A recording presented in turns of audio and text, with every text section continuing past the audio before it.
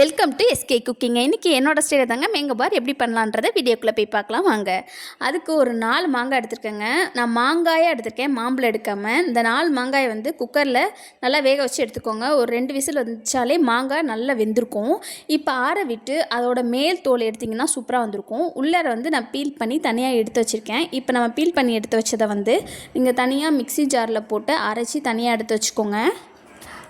ஒரு கடாய் வச்சு கடாய் காஞ்சதுக்கப்புறம் ஒரு 1/2 டேபிள் ஸ்பூன் நல்லெண்ணெய் விட்டுருக்கேன். அந்த நல்லெண்ணெய் எதுக்குன்னா இந்த மாங்காவோட புளிப்புத்தன்மை, காரத்தன்மை, இனிப்புத்தன்மை எல்லாமே அது நல்லா சேர்ந்துக்கோங்க. இதை ஒரு டேஸ்ட்டு நல்லா சூப்பராக கொடுக்கும்.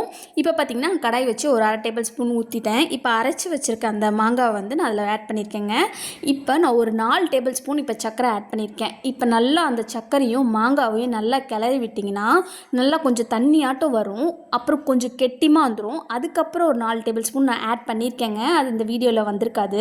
நான் 8 டேபிள் ஸ்பூன் மொத்தம் சர்க்கரை ஆட் பண்ணியிருக்கேன். இப்போ பார்த்திங்கன்னா நல்லா லிக்விடாக கொஞ்சம் எடுத்து ஊற்றுற மாதிரி வந்துருச்சு. இந்த ஸ்டேஜில் தாங்க நம்ம 1 டேபிள் ஸ்பூன் தனி மிளகாத்தூள் நான் ஆட் பண்ணியிருக்கேங்க. ஆட் பண்ணி ஒரு 2 கிளறிக்கோங்க. இதுக்கு ஸ்வீட்டும் புளிப்பும் நல்லா ஏறுறதுக்கு 1 பிச்சு சால்ட்டு போட்டுக்கோங்க. சால்ட்டு போட்டதுக்கப்புறம் பார்த்திங்கன்னா ஒரு சிம்லேயே அப்படியே வச்சுட்டிங்கன்னா நல்லா கிளறிக்கிட்டே இருங்க. கிளறினிங்கன்னா நம்ம அந்த மேங்கோ பாரோட கலர் சூப்பராக ரெடி ஆயிருங்க. இப்போ நமக்கு வந்து சூப்பராக மேங்கோ பார் ரெடி ஆயிடுச்சு. ஒரு அகலமான ஒரு பாத்திரத்தை எடுத்துக்கோங்க. அதில் நெய்யோ இல்லை எண்ணெயோ நல்லா தடவிட்டு இந்த நம்ம செஞ்சு வச்சுருக்க அந்த மேங்கோ பாரை அதில் ஊற்றி நல்லா ஸ்ப்ரெட் பண்ணி விட்ருங்க. இப்போ ஸ்ப்ரெட் பண்ணி வச்சுருக்க மேங்கோ பாரை ஒரு 2 நாளில் வெயிலில் காய வச்சாலும் சரி, இல்லை வெயில் நல்லா அடிச்சுன்னா 1 நாள் காய்ஞ்சாலே போதுங்க.